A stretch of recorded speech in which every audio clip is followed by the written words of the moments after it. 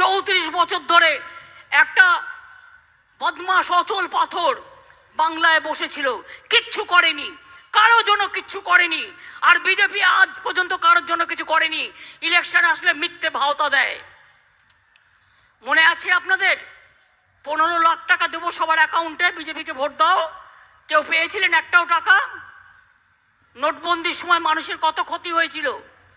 এই তো কিছুদিন আগে 4টে ইলেকশনের আগে বললো 2000 টাকার নোট বাতিল। সব লোকেরা তাড়াতাড়ি চলে গেল নোট ভাঙাতে।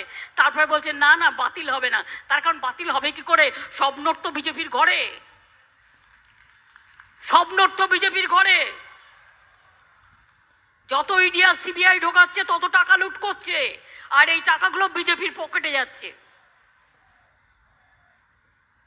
কোভিড যখন হয়েছিল মনে আছে?